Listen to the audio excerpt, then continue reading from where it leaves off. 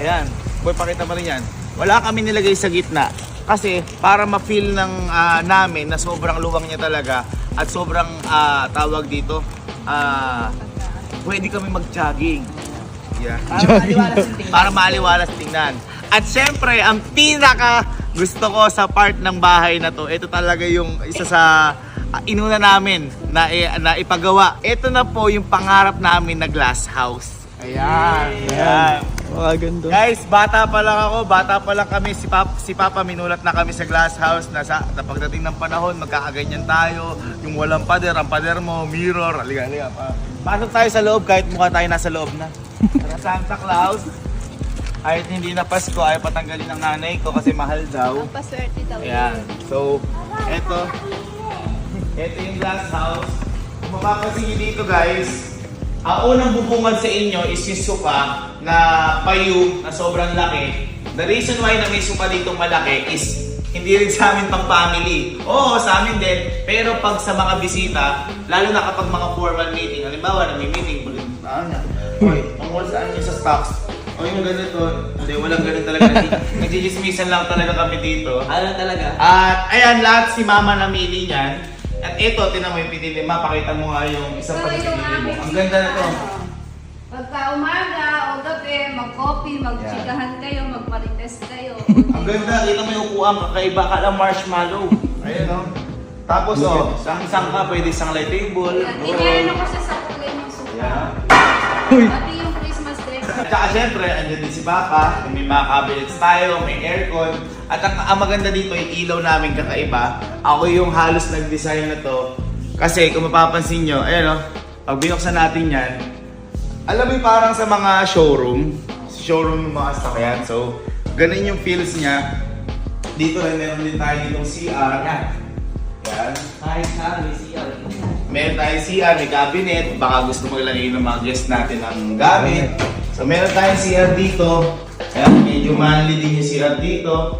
Ayan, pero mas maliit siya kasi nga wala namang halos naliligo dito. Pero may heater din dito. For ang guest. Oo, for guest lang. Pero ayun, magkahiwalay yung salamin niya at saka yung powder room. Powder room! Yung powder room at saka comfort room. Ewan ko kung ano pag nagkaiba na yun. Tapos, dito kasi, sa sobrang, sabi ko nga sa inyo, sa sobrang gusto namin tumanggap ng bisita, bumili na ho kami ng 20 kutsyon para sa kanila. At yung iba, papakita ko sa inyo, andito yung iba. Pakita natin. Ayan, meron din tayo ng dirty kitchen. Tingnan nyo ho.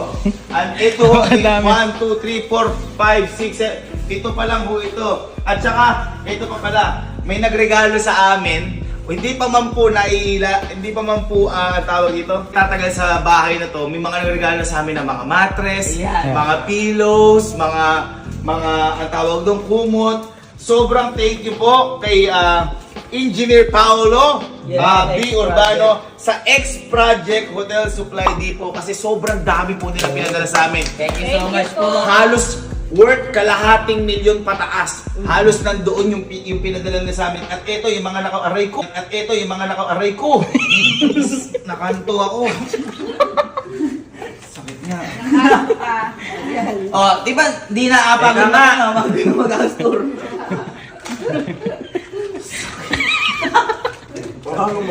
Ayan, kung makikita nyo, ito, ayan, ayan o, boy, tingnan mo yung Kelsey Kapinpin. Ayan o, from X-Project Hotel Supply. At ito boy, ito yung mga ginagamit talaga sa mga hotel. Ayan, binigyan nila tayo. Kalo, ayan o. Namo, may kalo, Aling Kapinpin, parang wala ako. Hindi, ito ha, ito. Malaki sa'yo. Malaki. Ayan, Elizabeth Kapinpin. Ito yung sa'yo, Ayan, ito sa akin. Salamat po. Hindi lang yan, marami pa kami sa stockroom na nilagay. Kaya maraming salamat, X-Project Hotel Supply Depot. Thank you so much po. Ayan. So, again, yun lang naman po halos yung kabuuan ng bahay namin. At dyan, meron din pala ditong parang mga garden din dyan. At saka, di pa pala natin napakita yung mga landscape. Ayan, sa labas. Ayan, landscape and landscape. At saka ito, kung mapapansin nyo, di ba mainit din dito? Kapag mainit dito, syempre pwede natin ibaba yung mga blinds. Sabay-sabay, pwedeng isa-isa.